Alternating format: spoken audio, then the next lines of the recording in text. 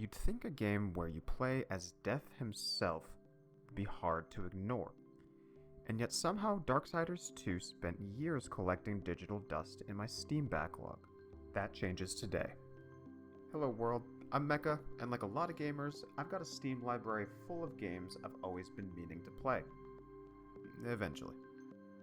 This is Backlog and Beyond, a series where I finally dive into the games that have been sitting untouched in my collection for years, not to review them, rank them, or tell you whether they're worth buying, but to share the experience of finally playing them, the stories they tell, the surprises along the way, and what it's like to cross another game off the backlog.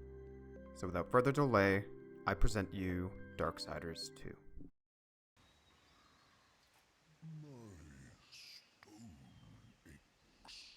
Cool, man.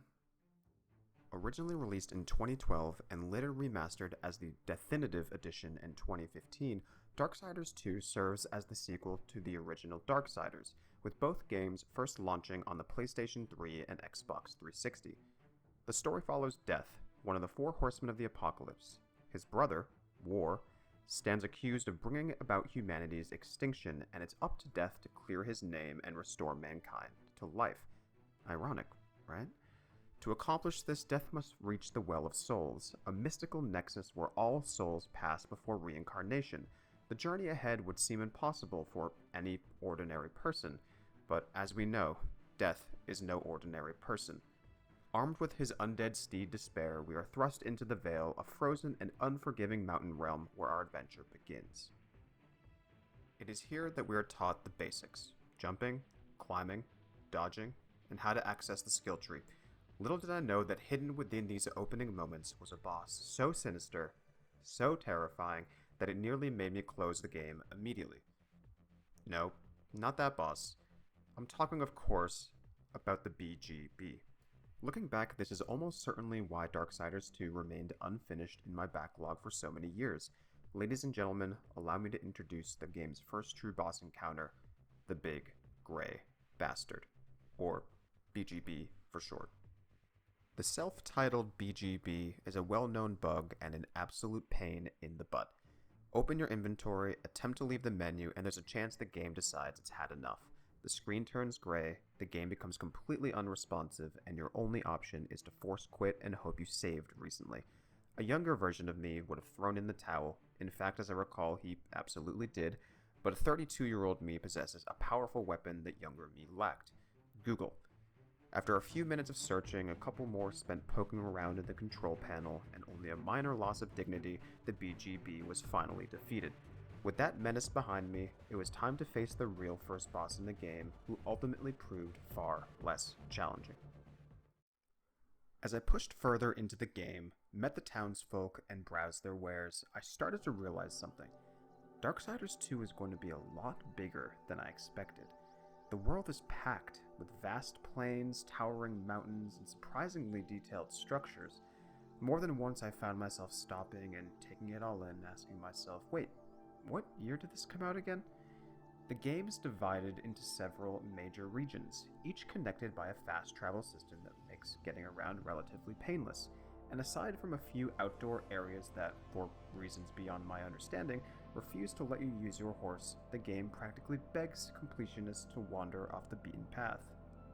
I was constantly having the same internal debate.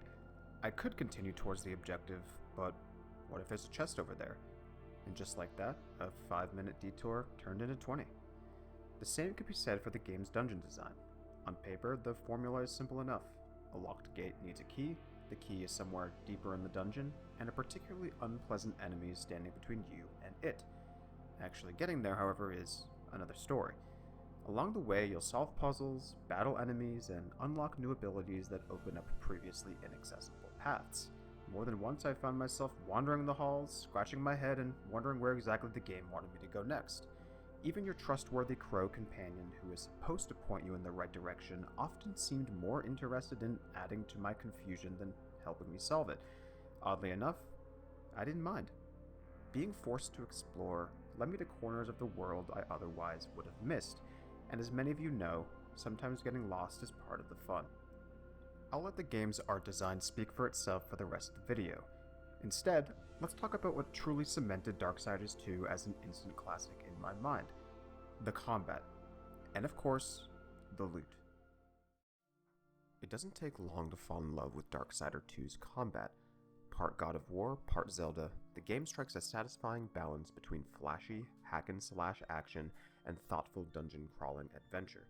At first glance, it might seem like the kind of game where you can mash a single button to victory, but enemies are more than willing to interrupt that strategy with a well-timed attack or stagger.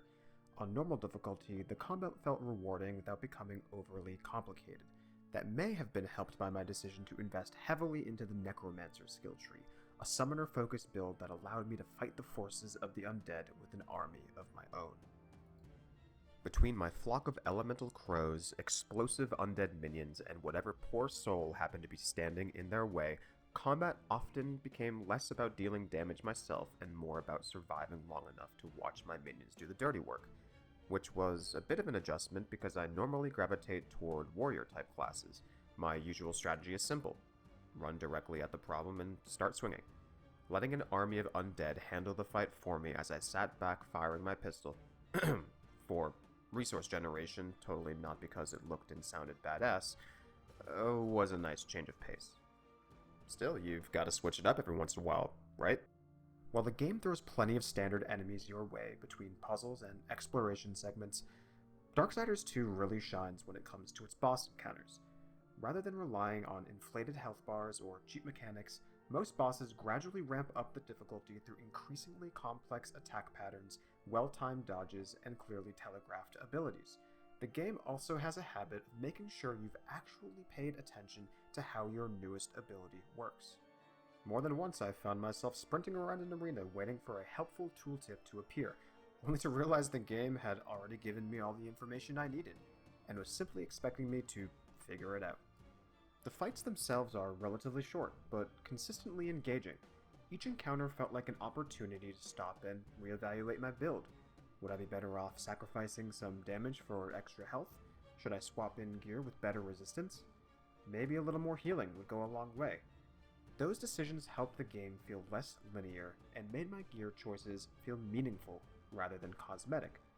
And that brings me to the loot. Outside of a handful of unique items, most of the gear in Darksiders 2 is randomized. That constant drip of new weapons, armor, and upgrades kept me chasing the next improvement, whether that was solving a difficult puzzle, defeating a boss, or simply finding a piece of gear that perfectly complemented my build. The game always seemed to have another reward waiting just around the corner. Now, we all understand variety is the spice of life, but what if Darksiders 2 instead decided to throw at you a level with one weapon and one goal only? Utter carnage.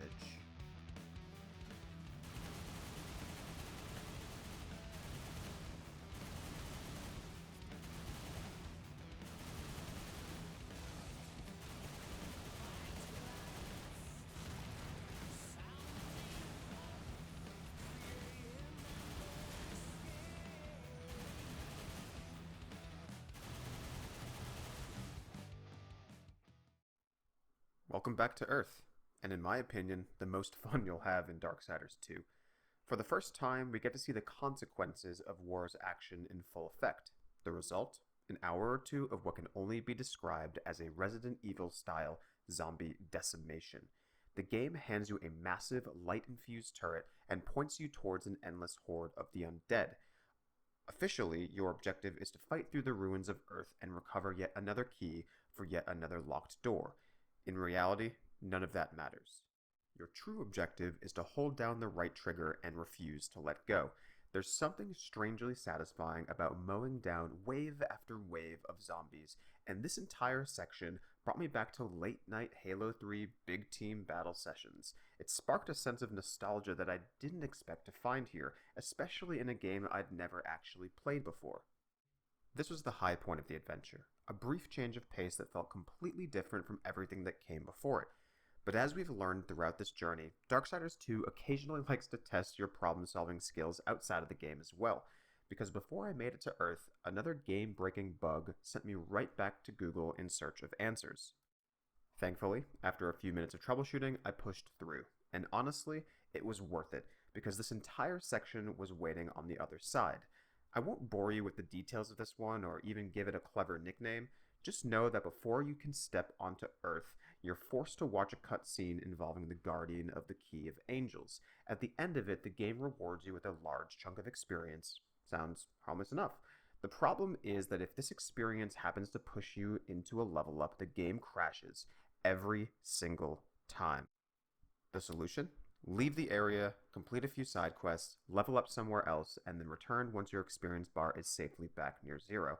It's a bizarre workaround, but in a strange way, it perfectly captures my experience with Darksiders II.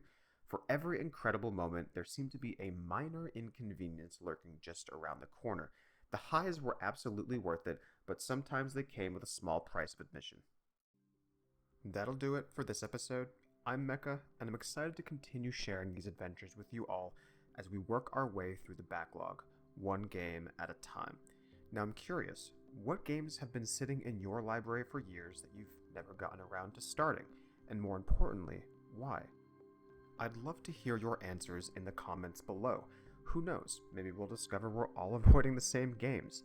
If you enjoyed the video, consider leaving a like and subscribing for future episodes of Backlog and beyond.